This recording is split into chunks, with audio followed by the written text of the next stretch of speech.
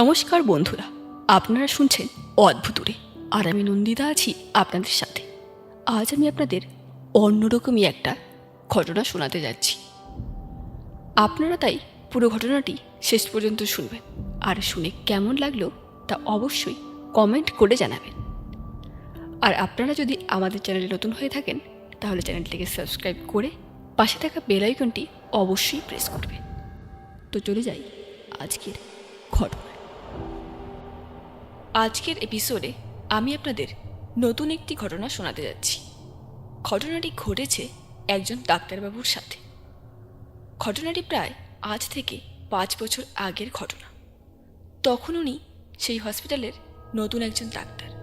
তিনি সেখানকার তেমন কিছুই চেনেন না, তাই হসপিটালের পাশেরই এক হোস্টেলে থাকতেন। আর যেদিনকার ঘটনা সেদিন রাতে হসপিটালে তেমন একটা রোগীও ছিল না, তাই তিনি সেখানকার নার্সদের বলে গেলেন যে আমার হোস্টেলে আমি যাচ্ছি, যদি ইমার্জেন্সি কোনো পেশেন্ট আসে তাহলে আমাকে একটা কল করলেই আমি চলে আসব।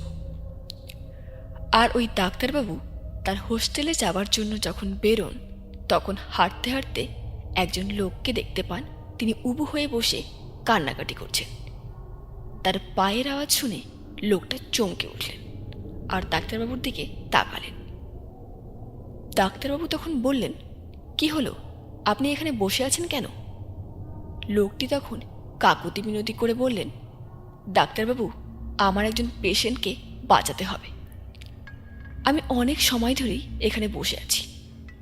হসপিটাল থেকে জানানো হয়েছে যে কোনো ডাক্তার নেই, আপনি প্লিজ কিছু একটা করুন, বাঁচান। তো এই কথা শুনে ডাক্তারবাবুর বেশ খটকা লাগল, কারণ এরকম হলে তো তাকে আগেই জানানো হতো। তাই তিনি বললেন, চলুন তো দেখি। সেই লোকটা তখন বললেন, আসুন আপনি আমার সাথে। ডাক্তারবাবু ওনার পেছনে কিছুটা হাঁটার পর লোকটা বাঁদিকে আইসিইউ রুমের একটা দরজা খুলে দিয়ে বললেন, ডাক্তারবাবু ভেতরে যান। ডাক্তারবাবু তখন ভেতরে ঢুকলেন। ঢুকে দেখলেন বেডে একটা বডি, আর তার মাথা থেকে পা পর্যন্ত সাদা কাপড় দিয়ে ঢাকা। আর তার ঠিক পাশেই একজন মহিলা ঘোমটা দিয়ে বসে রয়েছেন, আর দুটো বাচ্চা খেলছে। ডাক্তারবাবু বললেন, আপনারা কি করছেন এখানে, আর পেশেন্টের কি হয়েছে?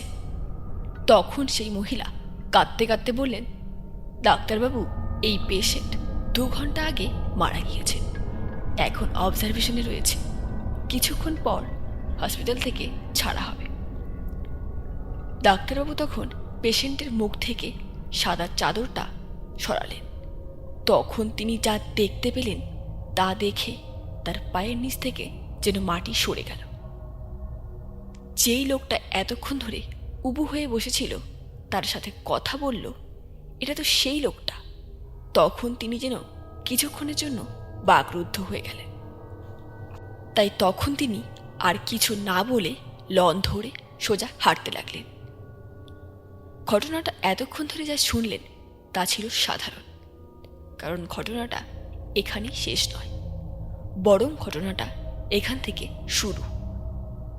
সেই রাতে ডাক্তারের আর ঘুম আসলো না।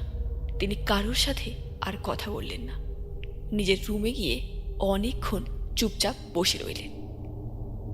এটা তার সাথে কি হলো, এটা কেমন ঘটনা? তবে যাই হোক, এরকম দেখতে দেখতে বেশ কিছুদিন পেরিয়ে গেল। ডাক্তারবাবু তখন সেই ঘটনার কথা প্রায় ভুলে গেলেন, তাই তিনি সেসবে আর পাত্তা দিলেন না, কারণ হসপিটালে এরকম ঘটনা তো হয়েই থাকে। কিন্তু পরবর্তীকালে আর একটা যে ঘটনা ঘটল তা ছিল প্রথম ঘটনার থেকে আরও ভয়ানক। প্রথম ঘটনার ঠিক 15 দিন পর ঘটে দ্বিতীয় সেই ঘটনা। সেদিন হসপিটালে ছিল প্রচণ্ড ভিড়। আউটডোরে এত ভিড় ছিল যে লনটা পার হতে কয়েক মিনিট লাগে, সেই লনটা পার হতে সেদিন তাদের 5 থেকে 10 মিনিট সময় লেগে গিয়েছিল। সেই সময় ডাক্তারবাবু যখন ভিড় ঠেলে হাঁটছিলেন, তখন হঠাৎ ভিড়ের মধ্য থেকে একটা লোক তার সামনে এসে বলল, ডাক্তারবাবু, সেদিন যে আপনাকে বললাম হেল্প করতে, করলেন না তো? আজ একটু হেল্প করুন। তো ডাক্তারবাবু কথাটা শুনে হতচকিত হয়ে যখন লোকটার মুখের দিকে তাকালেন, তখন তিনি যেন আকাশ থেকে পড়লেন।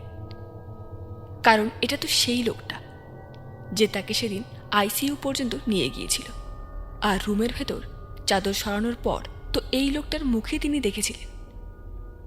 ডাক্তারবাবু তখন ভিড়ের মধ্যে কিছু না বলে কোনো রকমের ভিড় পেরিয়ে দৌড়ে চলে গেলেন। আর ক্যান্টিনে চা খেতে খেতে ভাবলেন, এগুলো কি হচ্ছে আমার সাথে। তিনি তখন ঠিক করলেন আজ তিনি আর হস্টেলে যাবেন না, কারণ আজ তিনি আর একা একা হস্টেলে থাকতে পারবেন না। ধীরে ধীরে তিনি মানসিকভাবে ভেঙে পড়ছেন।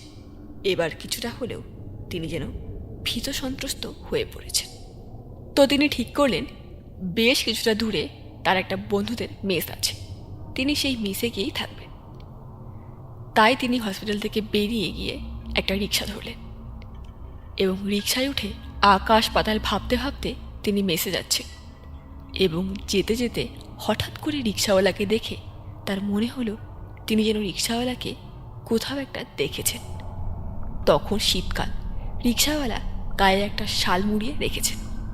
রিক্সা থেকে নেমে ডাক্তারবাবু রিক্সাওয়ালাকে একটা 20 টাকার নোট দিলেন এবং ঠিক সেই মুহূর্তে রিক্সাওয়ালা তার শালটা সরিয়ে ডাক্তারবাবুকে বললেন, ডাক্তারবাবু এবার আপনাকে হেল্পটা করতেই হবে, দুবার ফিরিয়ে দিয়েছেন। এই কথা শোনা মাত্র আর রিক্সাওয়ালার মুখের দিকে তাকানো মাত্র ডাক্তারবাবু সেখানে ফ্রিজ হয়ে গেছেন। কারণ এটা তো সেই লোকটা যার সাথে তার বারবার দেখা হচ্ছে। কি হচ্ছে তার সাথে তিনি তো কিছুই বুঝতে পারছেন না। তিনি কি মানসিকভাবে ভারসাম্যহীন হয়ে পড়েছেন? এই বলতে বলতে রিক্সাওয়ালা ডাক্তারবাবুর হাতে একটা 10 টাকার নোট গুঁজে দিয়ে চলে গেলেন। ডাক্তারবাবু তখন ছুটতে ছুটতে এলেন তার বন্ধুদের মেসে, আর মেসে এসে দেখলেন সেখানে তার একজন বন্ধুই রয়েছে, আর বাকিরা সবাই যে যার ডিউটিতে। তিনি এসে সঙ্গে সঙ্গে তার বন্ধুকে বললেন, কড়া করে 1 কাপ চা বানাতো। এবং তিনি বসে অনেকক্ষণ ভাবতে ভাবতে রিক্সাওয়ালা তাকে যে 10 টাকা নোট দিয়েছিলেন তা খুললেন এবং খুলে দেখলেন তার মধ্যে একটা ঠিকানা লেখা, একটা গ্রামের ঠিকানা। এবং ডাক্তারবাবু সেই মুহূর্তে দাঁড়িয়ে বুঝতে পারলেন যে যেই লোকটা বারবার করে তার সাথে দেখা করছেন তিনি তার ক্ষতি করতে চান না, বরং তাকে কোনো একটা বার্তা দিতে চান। তখন ডাক্তারবাবু তার বন্ধুকে বলল, এই গ্রামটা কোথায় রে? তার বন্ধু তখন বলল, বেশি দূরে না, এই 20 থেকে 30 মিনিট লাগে যেতে। ডাক্তারবাবু পরদিন সেই ঠিকানা অনুযায়ী সকাল সকাল বেরিয়ে পড়লেন। তিনি সেখানে গিয়ে দেখলেন সেই ঘোমটা পরিহিত মহিলা যার সাথে তার হসপিটালে দেখা হয়েছিল সেই মহিলা, সাথে তার 2টো বাচ্চা, তারা খেলছে। ডাক্তারবাবুকে দেখে মহিলাটি বলে উঠলেন, ডাক্তারবাবু আপনি বসুন বসুন। ডাক্তারবাবু তখন বললেন, যিনি সেদিন মারা গিয়েছেন তিনি আপনার কে হন? প্রশ্নের উত্তরে তিনি ডাক্তারবাবুকে বললেন, তিনি আমার হাজব্যান্ড হন। তো ডাক্তারবাবু বললেন, হয়েছিলটা কি? তো মহিলাটি বললেন, আসলে তিনি ড্রিঙ্ক করতেন, আর হঠাৎ করে একদিন হার্ট অ্যাটাক হয়েছিল। তখন হসপিটালে নিয়ে যাওয়ার পর বেশ কিছুক্ষণ চিকিৎসা করার পর ডাক্তারবাবুরা জানিয়ে দিয়েছিলেন যে তিনি আর বেঁচে নেই। ডাক্তারবাবু তখন বললেন, তিনি কি করতেন? মহিলাটি বললেন, আমার স্বামী রিক্সা চালাতেন। কেন বলুন তো? ডাক্তারবাবু বললেন, না কিছু না। মহিলাটি তখন ডাক্তারবাবুকে নিজের দুঃখের কথা জানালেন, আর তার পরিবারের দারিদ্রতার কথা, কীভাবে তিনি কি করবেন, বাচ্চা দুটোকে কি খাওয়াবেন, কি করে বাঁচবেন, এসব কথা বললেন। মোট কথা তিনি এখন সর্বশান্ত হয়ে পড়েছেন। ডাক্তারবাবু তখন সব শুনে বললেন, দেখছি, আমি পরে একদিন আসব। এবার ডাক্তারবাবু বুঝলেন বারবার ওই লোকটা কেনই বা তার সাথে দেখা করছিলেন আর কিসের জন্যই বা হেল্প চাচ্ছিলেন। তারপর থেকে ডাক্তারবাবু প্রতি মাসে ওই পরিবারকে কিছু টাকা দিয়ে হেল্প করতেন, এবং সেই পরিবারের যে মহিলা তিনি এখন একজন রাঁধুনির কাজ করেন। মহিলাটি তখন ডাক্তারবাবুকে বলছিলেন যে কেনই বা তাদের তিনি সাহায্য করছেন, কারণ এখন তিনি যেহেতু একটা কাজ করছেন। ডাক্তারবাবু তবুও আজ পর্যন্ত তাদের সাহায্য করেই চলেছেন।